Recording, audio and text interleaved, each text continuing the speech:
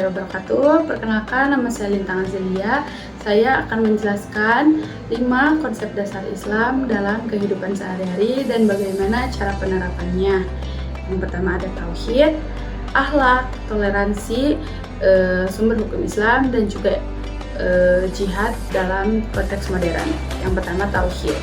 Tauhid sangat mempengaruhi sikap hidup, seperti mengajarkan bahwa Allah adalah Tuhan satu-satunya yang patut disembah, dan Allah juga pencipta atau pemelihara seluruh alam semesta, sehingga setiap cobaan yang dapat dipahami sebagai bagian dari rencana Allah. Seperti dalil Quran Surat Al-Baqarah ayat 286 yang berbunyi, Allah tidak akan membebani seseorang melainkan sesuai dengan kemampuannya. Dan yang kedua ada akhlak. Contohnya akhlak mulia seperti jujur, adil, amanah sangat penting dalam interaksi sosial. Orang yang berakhlak baik akan menciptakan kepercayaan di keluarga, di lingkungan teman, ataupun di lingkungan kerja, seperti menghindari konflik, karena bersikap baik, adil, dan hormat terhadap orang lain.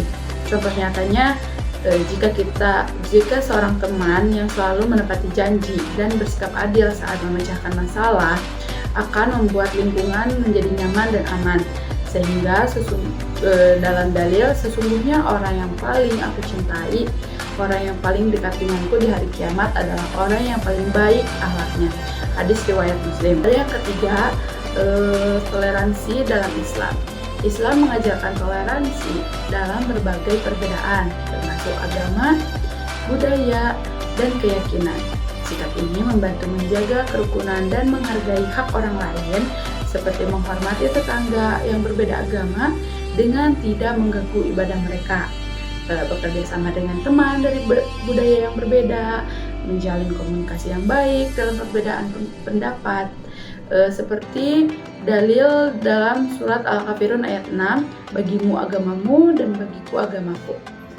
Yang keempat, ada sumber hukum Islam, yaitu ada Al-Quran, hadis, ijma, dan qiyas. Sumber hukum Islam berperan sebagai panduan hidup yang lengkap. Contohnya yang pertama ada Al-Quran, yaitu memberikan prinsip atau keadilan dan larangan tindakan yang merugikan orang lain. Ada juga hadis mencontohkan perilaku baik dalam kehidupan sehari-hari. Yang ketiga ada ijma, menjadi rujukan dalam masalah yang belum ada, contohnya Al-Quran dan juga hadis. Yang keempat ada qiyas, membantu menyelesaikan masalah baru dengan merujuk dan prinsip yang sudah ada. Dan yang kelima, jihad.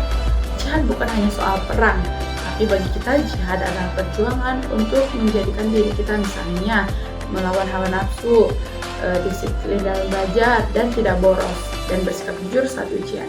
Dalam bidang ekonomi ataupun kehidupan sehari-hari, jihad bisa diwujudkan dengan berbisnis secara halal, profesional. Semua ini merupakan bentuk jihad untuk membangun kesejahteraan ekonomi dan sosial masyarakat.